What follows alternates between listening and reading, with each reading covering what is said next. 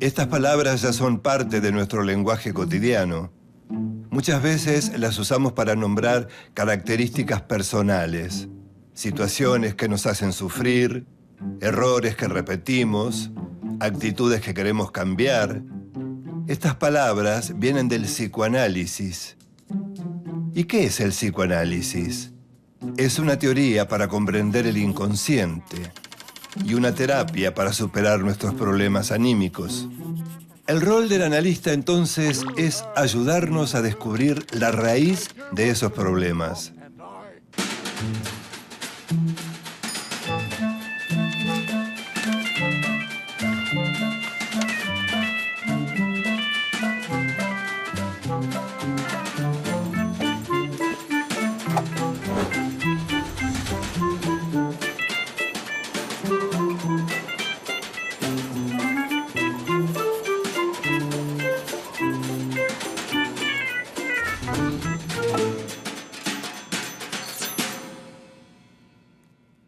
Hasta comienzos del siglo pasado, los problemas de la mente eran tratados solo por la medicina. Fue precisamente un médico austríaco, Sigmund Freud, quien se dispuso a indagar en las profundidades de la mente, y lo hizo de una forma muy particular, a través de la palabra. Freud escuchaba a sus pacientes. Consideraba sus palabras como la llave de acceso al inconsciente. Pero la comunidad médica se resistía a aceptar que podía curar los problemas solamente hablando. Sin embargo, Freud pudo.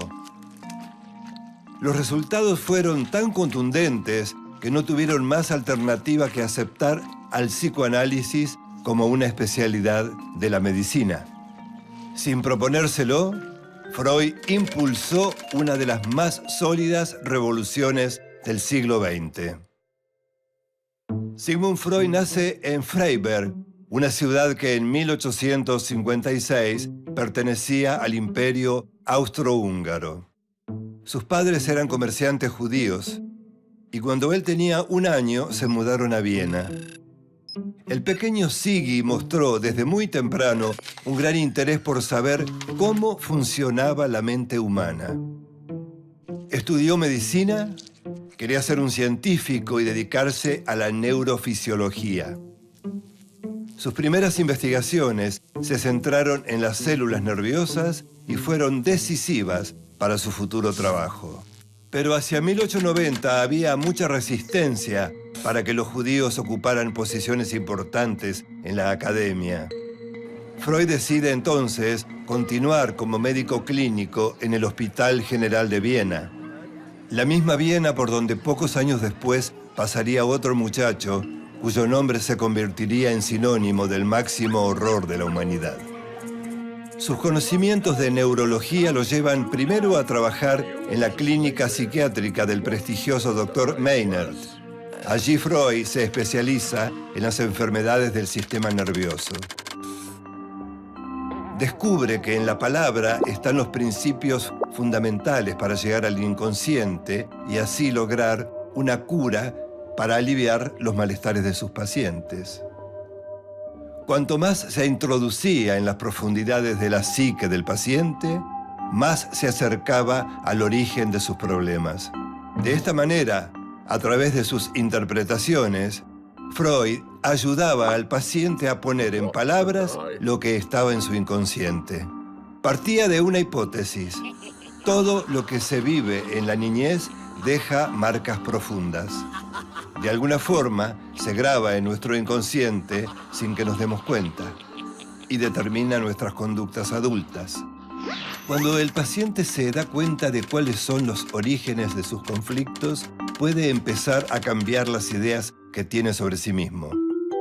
El joven Freud recibe una pequeña beca para ir a estudiar en París con el famoso neurólogo Jean-Martin Charcot. En esa época, cualquier síntoma que no podía ser explicado se atribuía a algún tipo de histeria. Y como no había cura aparente, los médicos recomendaban baños termales, masajes, electroterapia o reposo. Durante sus estudios con Charcot, Freud llegó a la conclusión de que la neurosis es un trastorno de la personalidad, no una enfermedad del sistema nervioso. Las neurosis surgen de conflictos, frustraciones o situaciones no resueltas y se manifiestan en nuestras conductas. En 1886, Sigmund Freud regresa a Viena y un antiguo amigo, el respetado médico Joseph Breuer, le confiesa haber tratado un caso de histeria hipnotizando a una paciente. Ana O era el nombre de la paciente. Una joven a la que se le paralizaban las piernas y los brazos, veía mal, tosía y no comprendía cuando le hablaban. Freud no la hipnotiza. Prefiere dejarla hablar sobre lo que le venga a la mente. Recuerdos, fantasías, sueños que se asocian libremente. Al concluir el relato, Ana se sintió muy aliviada. A través de la palabra comienza su proceso de curación. La asociación libre no es el único camino al inconsciente.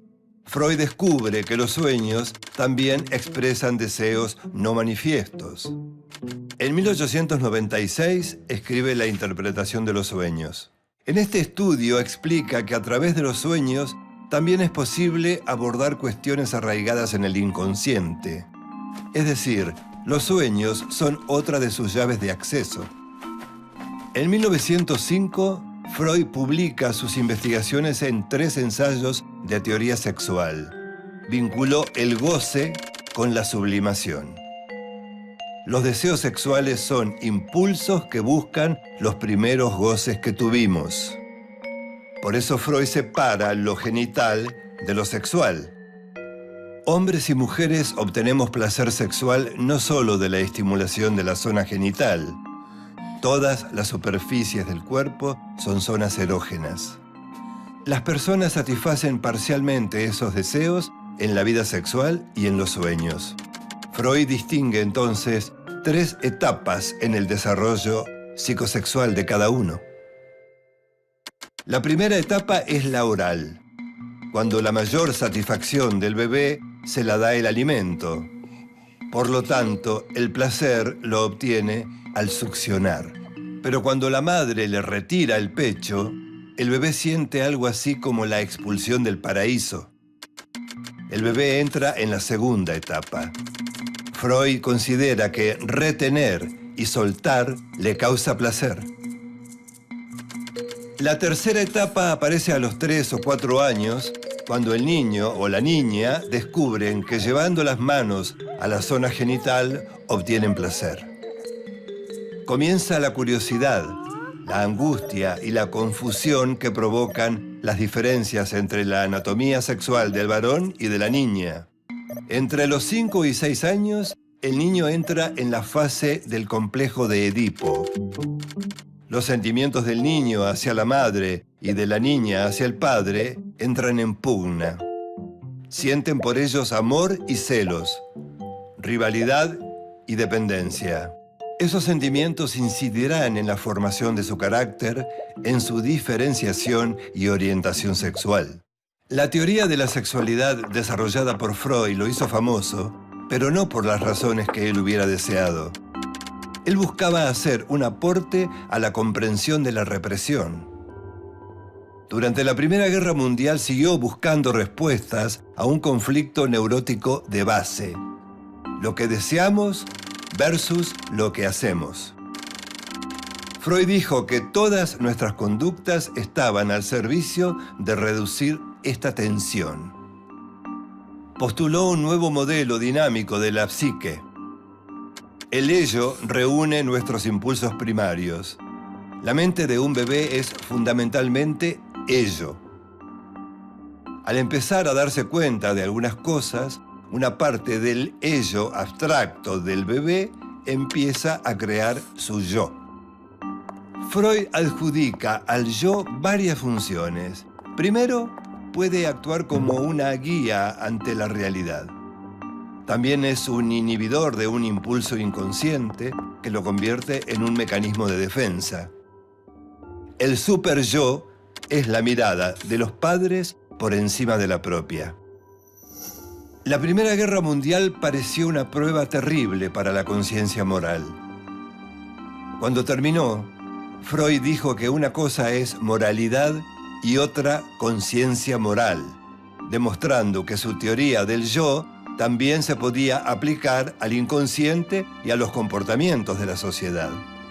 Sigmund Freud sostuvo que la moralidad tenía algo de superyoica, de imposición, y que la conciencia moral echaba raíces en la parte reprimida de la sociedad.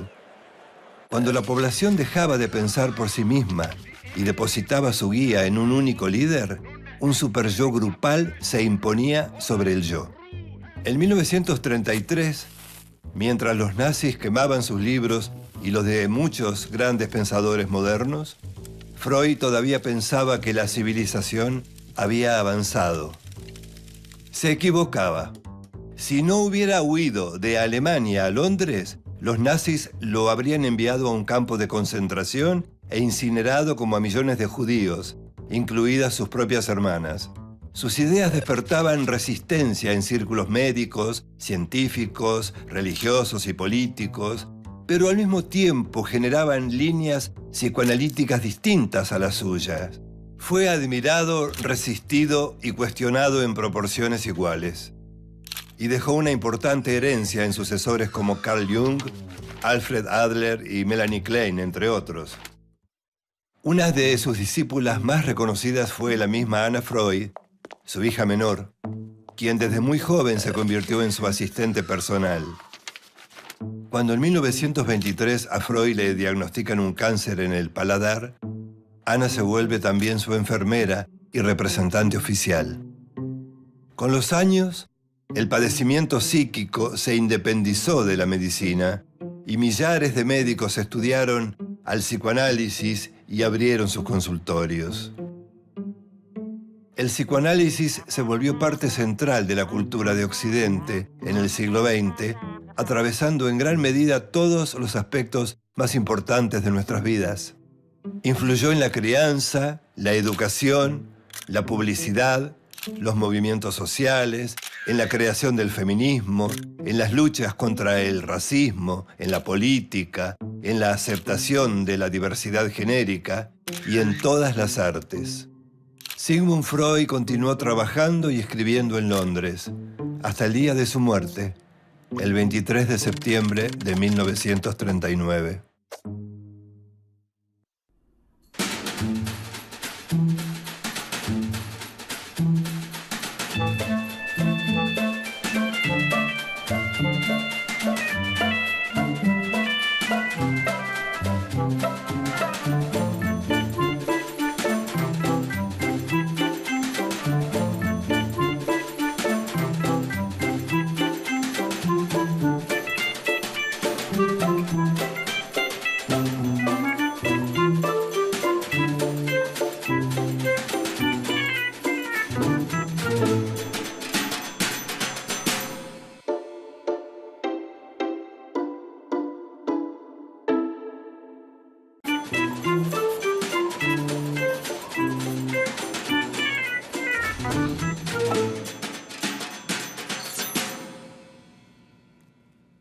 Hasta comienzos del siglo pasado, los problemas de la mente eran tratados solo por la medicina.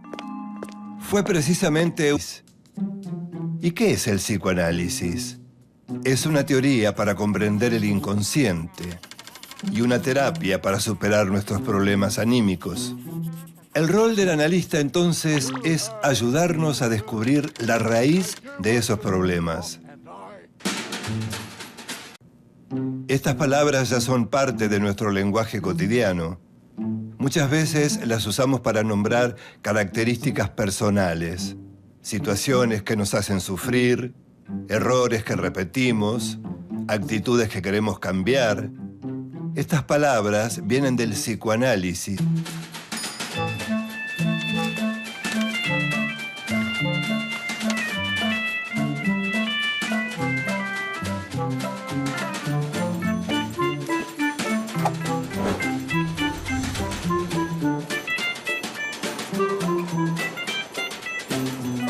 médico austríaco, Sigmund Freud, quien se dispuso a indagar en las profundidades de la mente, y lo hizo de una forma muy particular, a través de la palabra.